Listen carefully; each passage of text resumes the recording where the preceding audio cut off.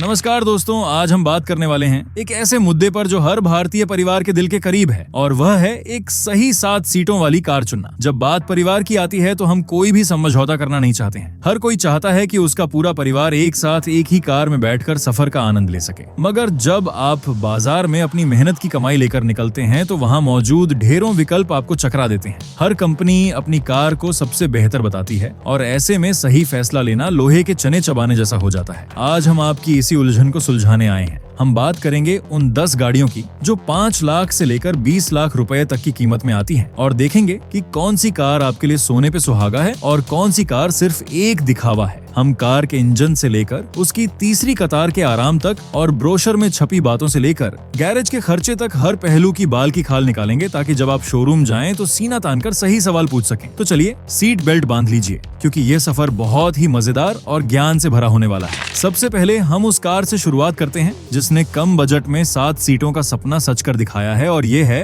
Reno की Triber. अगर आपकी जेब थोड़ी तंग है और बजट 6 लाख से 10 लाख के बीच है तो यह कार आपके लिए मसीहा साबित हो सकती है। इसे देखकर आपको लगेगा कि इतनी छोटी कार में 7 लोग कैसे बैठेंगे, मगर जब आप इसके अंदर कदम रखेंगे तो इसकी जगह का जादू देखकर हैरान रह जाएंगे। कंपनी ने इसमें कमाल की कारीगरी दिखाई है। इसकी सबसे बड़ी खूबी ये है कि आप इसकी सीटों को अपनी जरूरत के हिसाब से हटा या लगा सकते हैं, जो इसे बेहद खास बनाता है। मगर अब जरा सिक्के का दूसरा पहलू भी देख लेते हैं। इसका इंजन सिर्फ 1000 सीसी का है, जो शहर में तो ठीक चलता है, मगर जब आप इसमें 7 लोगों को बिठाकर पहाड़ या हाईवे पर ले जाएंगे तो आपको लगेगा कि कार की सांस फूल रही है। ओवरटेकिंग करते समय आपको 2 बार सोचना पड़ेगा और गियर बार बार बदलने पड़ेंगे। अगर आपका चलना फिरना सिर्फ शहर के अंदर है और आप शांत स्वभाव के ड्राइवर हैं तो यह कार आपके लिए पैसा वसूल सौदा है। लेकिन अगर आप रफ्तार के शौकीन हैं तो यह कार आपको निराश कर सकती है। इसके अंदर का प्लास्टिक भी थोड़ा हल्का लगता है, जो आपको याद दिलाता रहेगा कि आपने बजट कार खरीदी है। अब बात करते हैं उस कार की जो भारत के गांव-गांव में अपनी पहचान बना चुकी है और जिसे लोग प्यार से लोहे का हाथी कहते हैं। जी हाँ, मैं बात कर रहा हूँ महिंद्रा बोलेरो की। ये कार सिर्फ एक मशीन नहीं है, बल्कि भरोसे का दूसरा नाम है। 10 लाख से 12 लाख के बजट में आने वाली यह कार उन लोगों के लिए बनी है जो रास्तों की परवाह नहीं करते। सड़क हो या ना हो, बोलेरो हर जगह शान से चलती है। इसका इंजन इतना मजबूत है कि इसे सालों साल कुछ नहीं होता। इसके पुर्जे सस्ते हैं और हर मैकेनिक इसे ठीक करना जानता है। ये कार मेंटेनेंस के नाम पर आपकी जेब कभी खाली नहीं करेगी। लेकिन अगर आप शहर में रहते हैं और आपको मखमल जैसी सवारी चाहिए तो बोलेरो आपको थका देगी। इसका सस्पेंशन सख्त है और झटके सीधे आपकी कमर तक पहुंचते हैं। इसमें आधुनिक जमाने के फीचर्स जैसे टच स्क्रीन या सनरूफ की उम्मीद करना बेमानी है। ये कार उन लोगों के लिए है जो मजबूती को आराम से ऊपर रखते हैं। अगर आपको खेती बाड़ी का काम है या उबड़ खाबड़ रास्तों पर चलना है तो बोलेरो से बेहतर कोई साथी नहीं हो सकता। लेकिन अगर आप परिवार के साथ लंबी और आरामदायक यात्रा करना चाहते हैं तो आपको दूसरी तरफ देखना चाहिए। इसी मजबूती को नए जमाने के सांचे में ढालकर महिंद्रा ने पेश की है बोलेरो नियो। ये कार पुरानी बोलेरो की विरासत को आगे बढ़ाती है, मगर थोड़े आधुनिक अंदाज में। इसका डिजाइन बक्से जैसा है, मगर इसमें थोड़ी गोलाई और नयापन है जो इसे शहर के लायक बनाता है। इसमें आपको टच स्क्रीन, सौर क्रूज कंट्रोल जैसे फीचर्स मिल जाते हैं जो पुरानी बोलेरो में नहीं थे। इसका पिछला हिस्सा काफी चौड़ा है और इसमें बैठने पर आपको एक ऊंची कार चलाने का एहसास होता है। इसमें एक खास तकनीक दी गई है जो कीचड़ में फंसने पर पहियों को निकलने में मदद करती है। यह उन लोगों के लिए एकदम सही है जो शहर में रहते हैं मगर जिनका दिल और काम गांव से जुड़ा है। मगर एक कड़वा सच ये भी है कि इसकी तीसरी कतार में सीटें आमने सामने लगी हैं, जो लंबी दूरी के लिए बिल्कुल भी आरामदायक नहीं है। वहाँ बैठने पर ऐसा लगता है जैसे सजा मिली हो और घुटने आपस में टकराते हैं। सुरक्षा के मामले में भी यह कार बहुत आगे नहीं है। अगर आपकी प्राथमिकता सुरक्षा और तीसरी कतार का आराम है तो आपको आगे बताई जाने वाली गाड़ियों पर गौर करना चाहिए। अब हम उस कार की तरफ बढ़ते हैं जिसने भारत में 7 सीटों वाली गाड़ियों का मतलब ही बदल दिया है, और वह है मारुति अर्टिगा। ये कार आज के समय में भारत की सबसे चहेती पारिवारिक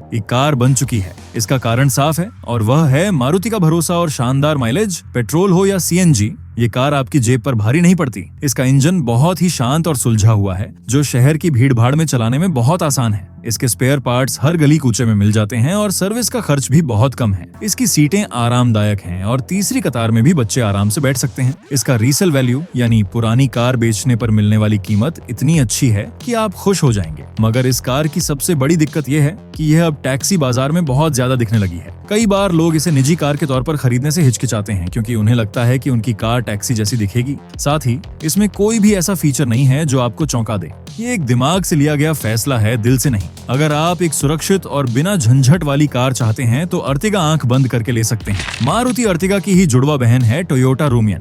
ये कार और कुछ नहीं बल्कि अर्टिगा ही है, जिस पर टोयोटा का लोगो लगा है और थोड़ा बहुत डिजाइन बदला गया है। अब सवाल यह उठता है कि जब अर्टिगा सस्ती मिल रही है तो रूमियन क्यों लें? इसका जवाब है टोयोटा की सर्विस और वारंटी। टोयोटा अपनी गाड़ियों पर लंबी वारंटी देता है और उनकी सर्विस को लोग बहुत पसंद करते हैं। अगर आप मारुति की भीड़ से अलग दिखना चाहते हैं और टोयोटा के ब्रांड पर भरोसा करते हैं तो आप रूमियन की तरफ जा सकते हैं। मगर याद रखिए कि कार के अंदर सब कुछ अर्टिगा जैसा ही है, इंजन भी वही है और जगह भी उतनी ही है। अगर आपको अर्टिगा की लंबी वेटिंग लिस्ट से बचना है तो रूमियन एक अच्छा विकल्प हो सकता है, लेकिन इसके लिए आपको अपनी जेब से अर्टिगा के मुकाबले थोड़े ज्यादा पैसे डीले करने पड़ेंगे। ये फैसला पूरी तरह से इस बात पर निर्भर करता है कि आपको कौन सा ब्रांड ज्यादा पसंद है और आप किस शोरूम के पास रहते हैं। अब उन लोगों की बात करते हैं जिन्हें अर्टिगा जैसी व्यावहारिकता तो चाहिए मगर साथ में थोड़ा प्रीमियम एहसास भी चाहिए। उनके लिए मारुति ने पेश की है XL6। ये कार अर्टिगा के प्लेटफॉर्म पर ही बनी है मगर इसे ज्यादा स्टाइलिश और रईस बनाया गया है। इसमें बीच वाली कतार में सोफे जैसी अलग अलग सीटें मिलती हैं जिन्हें कैप्टन सीट्स कहा जाता है।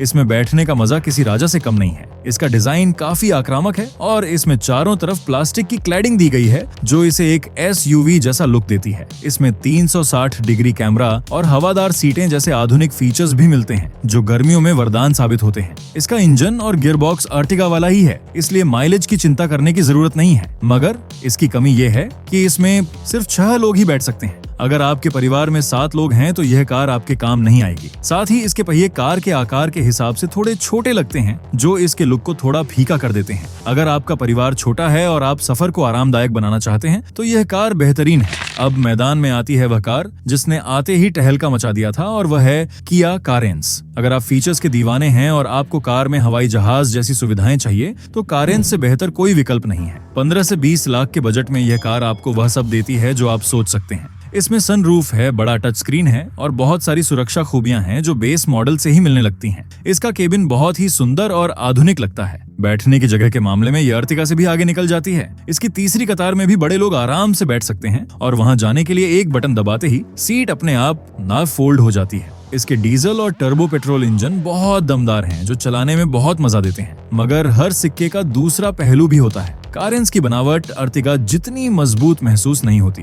कई लोगों को इसका डिजाइन थोड़ा अजीब लग सकता है क्योंकि यह ना तो पूरी तरह वैन लगती है और ना ही SUV। इसकी सर्विस का खर्च भी मारुति के मुकाबले थोड़ा ज्यादा हो सकता है क्योंकि इसमें इलेक्ट्रॉनिक्स बहुत ज्यादा है। मगर कुल मिलाकर यह एक बहुत ही संतुलित और आधुनिक पैकेज है। अब हम उस कार की तरफ मुड़ते हैं जिसका नाम ही काफी है और वह है महिंद्रा स्कॉर्पियो क्लासिक।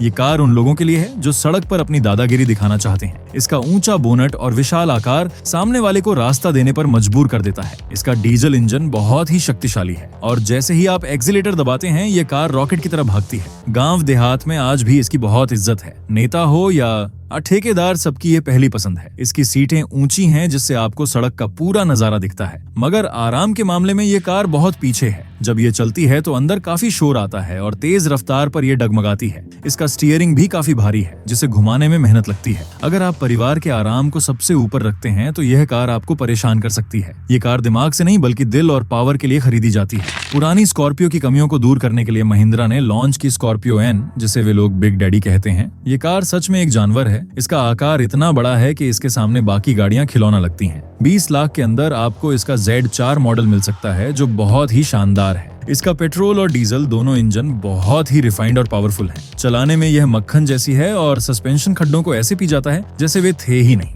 इसकी सुरक्षा को भी एक 5 स्टार रेटिंग मिली है जो आपके परिवार के लिए बहुत जरूरी है। ये कार हाईवे पर चिपक कर चलती है और आप घंटों बिना थके कार चला सकते हैं। मगर इसकी सबसे बड़ी दिक्कत है इसकी तीसरी कतार। वहाँ बैठने के लिए जगह बहुत कम है और बूट स्पेस यानी सामान रखने की जगह तो ना के बराबर है जब सारी सीटें ऊपर हों। अगर आप तीसरी कतार का इस्तेमाल सिर्फ बच्चों के लिए या कभी कभार करने वाले हैं तो यह कार बेजोड़ है। लेकिन अगर आपको 7 बड़े लोगों को लेकर जाना है तो वे पीछे बैठकर आपको कोसेंगे। साथ ही इसका माइलेज भी आपकी जेब पर भारी पड़ सकता है।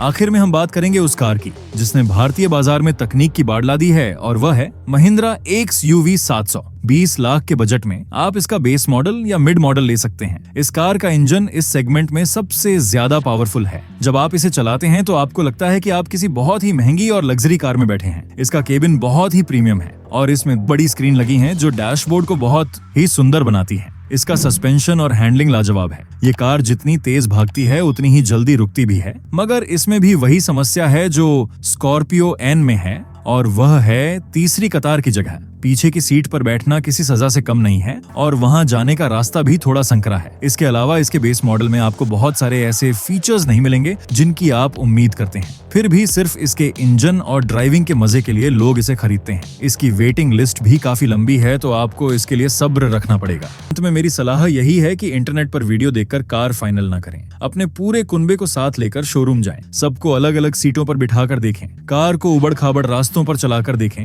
ऐसी को फुल स्पीड पर चलाकर पीछे वाली सीट पर बैठें। जब तक आपके मन की हर शंका दूर ना हो जाए, चेक बुक पर साइन ना करें। कार आपके घर का एक नया सदस्य बनने वाली है, इसलिए उसका चुनाव पूरी तसल्ली से करें। पैसे आपके हैं और मजे भी आपको ही लेने हैं। किसी और की बातों में आकर अपनी जरूरत को ना मारें। आशा है कि ये गहराई वाली बातें आपको सही निर्णय लेने में मदद करेंगी। अगर आपके मन में कोई भी सवाल या शंका है तो नीचे लिखकर जरूर बताएं। हम आपकी मदद करने की पूरी कोशिश करेंगे। तब तक के लिए संभल कर कार चलाएं और सुरक्षित रहें। अगले वीडियो में हम फिर मिलेंगे एक नई जानकारी और एक नई कहानी के साथ। तब तक के लिए अपना और अपने परिवार का ख्याल रखें। नमस्कार और जय हिंद।